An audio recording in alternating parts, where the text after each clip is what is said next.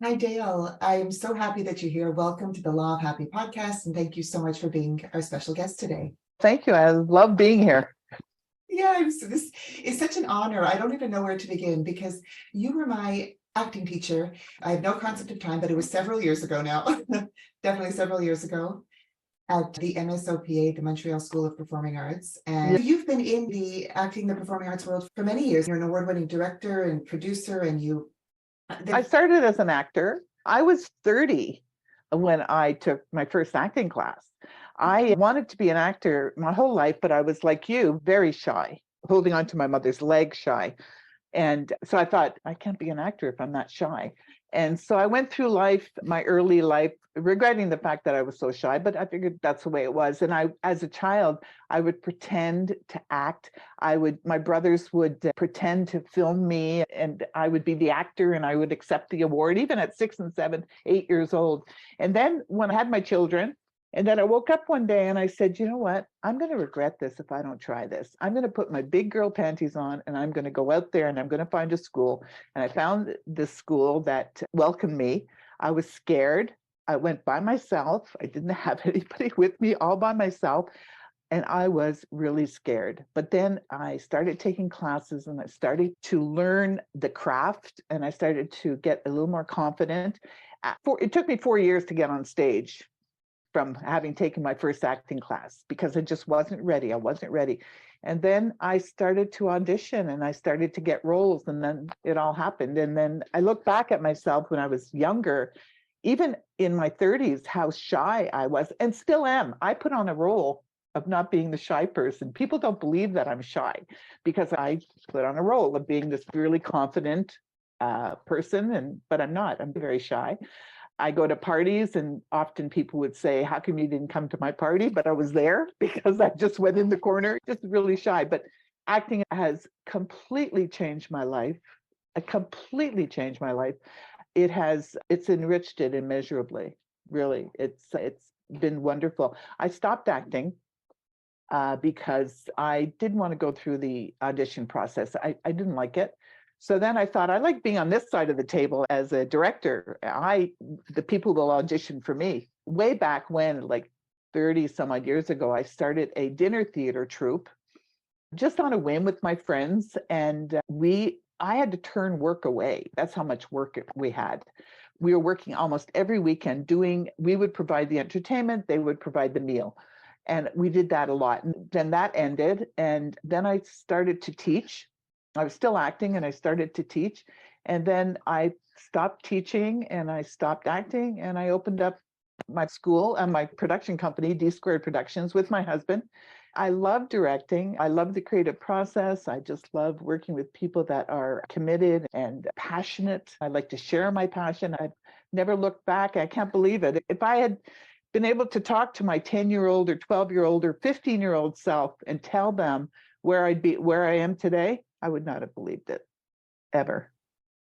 Wow. Yeah. Thank you for sharing this. It's so inspiring. Do you have a practice that you like to incorporate into your everyday life too? Because again, we don't always wake up or feeling energetic or great. We're human, so we can feel sleep deprived or just overwhelmed. And I'm always curious about people's practices if they have for their own well-being. Oh, I started, and I'm not consistent with this, unfortunately. I used to love to wake up and look at myself in the mirror and smile. Just smile. Just that everything's going to be okay. Even if it's not going to be okay, it's going to be okay. But I found humor in everything.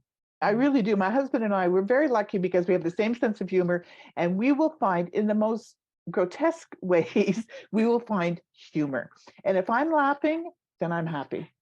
I have to be laughing a lot. I will find things during the day that will just make me chuckle. And my husband and I will just talk and we'll find something funny. We'll chuckle and we'll laugh about it and almost cry about it because we're laughing so much. But people think we're a bit off because we do have a strange sense of humor, but we do laugh a lot. And I think that's really important. Oh my gosh, you have to be able to laugh at yourself. I always told my kids growing up, and I live by this philosophy, you cannot control what happens to you. You can only control how you deal with it. And I've always dealt with the most devastating circumstances with humor. I had cancer, like I told you. I was diagnosed with uterine cancer back in 20, just before the pandemic.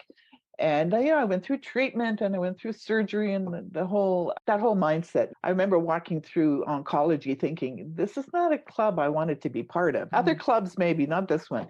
But my husband and I both, we laughed. We laughed a lot. We didn't laugh at cancer. Cancer's not funny. We just laughed at circumstances. I just, even me going into the operating room, I had the doctor laughing because I just figured I'd rather you be happy than sad. You're operating on me. But we find humor very healing, extremely Yes. healing. Laughter and humor. And so at least I try to find as much humor and laughter as I can because it makes me feel good. Yes. And it's such a gift that, I mean, that your partner, your husband shares that love of finding laughter and laughing, and that you can do that together. That's Yeah. amazing. That's helpful. Yeah. And you each have it within yourselves, and that the fact that you share it together is Yeah. extra fun and helpful. And the fact that you were able to, no matter what circumstances, even the most challenging types of circumstances, like you just described, you were able, like you said, you're not laughing at the situation or at the diagnosis or what the doctors are telling you, but you're finding ways to still have yourself feel good or feel better, and raise your energy, and to laugh is I think it's a form of exercise, or a form of self-care, or there's so many benefits to laughter. That's why I don't even know where to begin. Oh, But for sure there is. And I subscribe to that. I will try to find the humor in everything and laugh, just laugh. Really important. yes, definitely. And the fact, and you're brilliant, because to have and you're lucky to have an open-minded team of doctors Seriously. who would laugh, and I'm sure they appreciate it, and I'm sure it all was helpful and I had my helpful for. anesthesiologist sing me to sleep. I had my doctor, my surgeon. They had me walk into the operating room, and I walked in and I said, I hope everybody got a good night's sleep last night because you're operating on me today. So everyone was laughing. So the whole mood, I didn't know what the outcome was going to be at that point, and I wasn't high at that point either. I just wanted to break the tension, with a bit of laughter. And hopefully obviously everybody felt really good because I came out really well. But I figured I'm going to go in there laughing and joyful and just whatever happens. And even if my last moment on earth is laughing and smiling, that's okay. It's fine with me. What an incredible outlook and approach and practice, and you're amazing. You're so I'm inspiring. not perfect, okay? I'm not. There were times when I rolled up into a ball in the fetal position, but no, laughter was a huge part of my healing. Huge. Thank you for sharing everything you shared, and the reminder that no matter what we know, what we do, what we practice, we're all humans. But I still need reminders. So if I'm having a day where I'm feeling super overwhelmed, let's say in my case, it's my mom who is my laughter buddy. Even if everything feels like it's going off or wrong or not fun, we'll just laugh for the sake of, just for the benefits. So what do you do when you're having those more human moments, or those moments where it's the not so great feeling or emotion that kind of takes over? How do you then remember to laugh? Or what I do is those moments where I'm, for lack of a better word, down, I will embrace the feeling. I will embrace the moment. I'll say, okay, you're feeling down, embrace it. And you can have a pity party for the next 10 minutes. And then I will, if it even means going and finding Seinfeld on TV to have a few laughs, just to get myself going. My husband is very good at seeing that I need it. So he will step in and will make me laugh, or will talk to me, and we'll have discussions, and we'll just get through the moment. But what I really try to do is, when I'm really sad or when I'm going through an overwhelming moment, is go, okay, I'm feeling this. It's okay to feel. This is how I should feel. And I allow myself to feel it. And then I will take a U-turn and go somewhere else. I'll just bring myself to a different headspace, knowing that I might visit that headspace that I just left again, but it's okay to take a break. So I allow myself to take a break. And sometimes a break is enough to get rid of the past headspace. Take a break by finding a way to taking a to break laugh from or that headspace that was overwhelming for me. Right. I allow myself to feel it. I do what I have to do. And then I will say, okay, now I'm going to take a break from that. And I'm going to go and get my mind on something else. And I might, like I said, find a television program. I might read a play.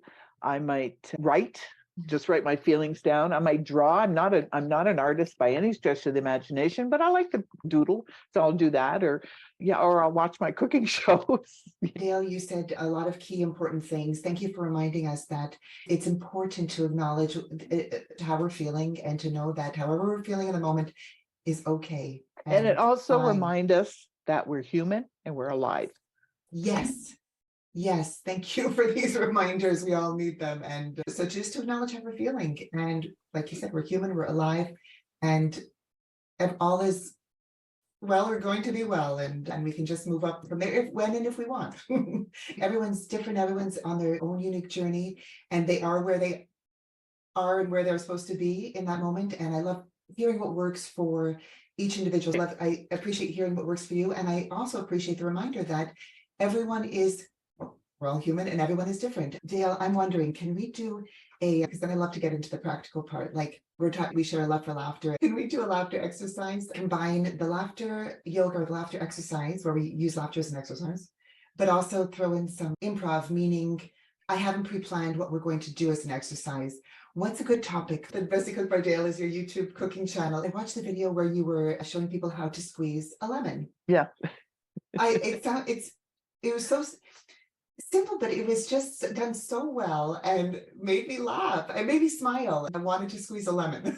Good. There you go. Yes. So let's do a laughter exercise where we're pretending to squeeze a lemon, and the more we laugh, the more juice comes out of the lemon. Okay. We're going to take a lemon. Okay. Nice fresh squeezed lemon, or a nice yellow lemon, and you're going to roll it on the counter. Okay. Gotta So roll it. Roll. Yes. Got to roll it, and that releases all the juices. Really important.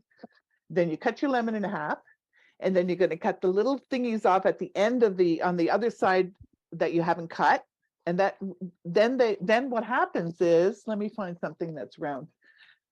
The lemon will sit in the lemon squeezer, really nice. You close the other part of the lemon squeezer and you squeeze like crazy. Okay, so let's pretend like we'll squeeze and we'll laugh, and the more we laugh, the more juice comes out of the lemon. Okay. That's for our laughter exercise.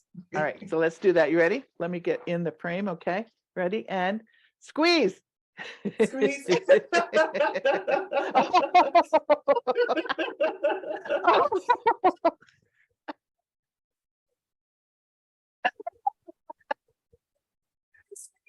Oh, it's good. It's good. It's coming.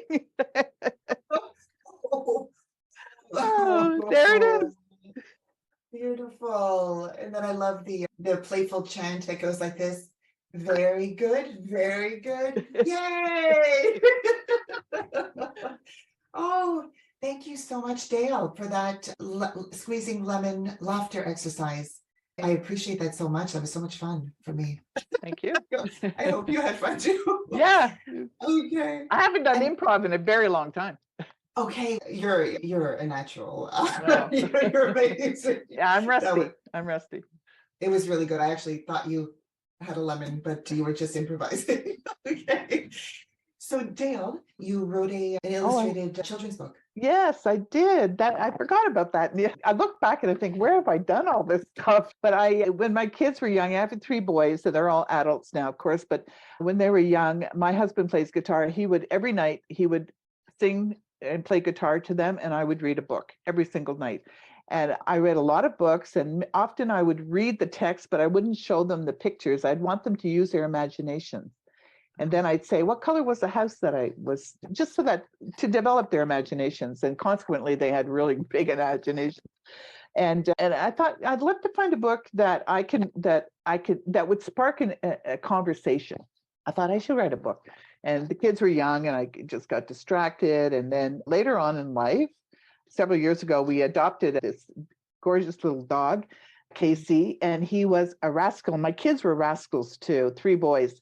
And Casey was a rascal. And I thought, I'm going to write a book about this dog of ours because he's such a rascal. And I was hoping to write several, and I never got around to it. But I wrote the first one. It's called Casey, the good little diggy dog who does naughty things. And my boys growing up were rascals, and they would say, Mommy, am I a bad boy? And I'd say, no, you're not a bad boy.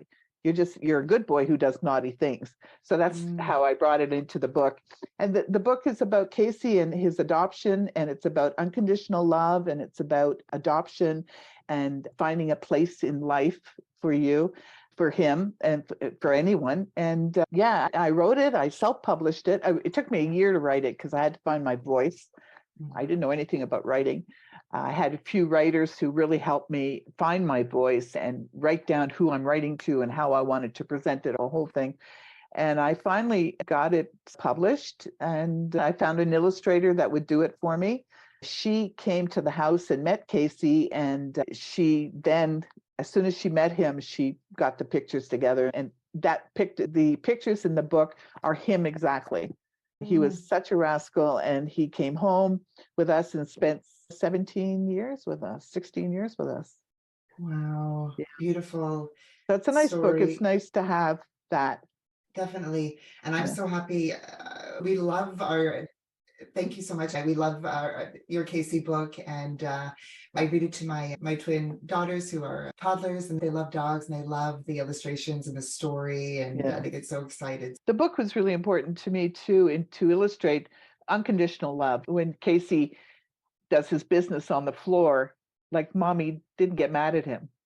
She loved him anyway. And that the whole conversation of adoption and unconditional love and just being a good boy, but also doing naughty things. There was a lot of, I thought anyway, that, and when I read it to children, there were a lot of questions about adoption. Why did you get him? And where does he come from? And how come his mommy didn't want him? And just sparking all kinds of different conversations that would lead to other conversations, hopefully. And get the kids laughing when he makes pee-pee on the floor. Hopefully the kids go, oh my goodness, and start to laugh. And he was, so yeah, it's a book that I'm proud of. Yeah, but it's amazing that you have that feeling, or you feel like you want to do this creative thing, or that you go with it and you do it, and you're enjoying it in the moment, and you're doing it for the fun and the joy of it. I never wanted to have regrets, Lauren. No regrets. Right, I wanted to be able to do everything I set out I wanted to do, even if it never got any further than just a loose leaf paper. You're inspiring with, again, we're all human, but everything that you've been sharing and everything that you've been doing is really inspiring. And thank you for sharing everything that you've shared. You're really incredible, Dale, and I feel fortunate to have had you as a teacher. Thank you for having been a guest. Thank you for everything. Thank you for inviting me. I really appreciate it. It's been fun to reflect on my life and everything I've done up until this point. Wow, a lot. Yes, I need to go have a nap. I need to nap now. Yay.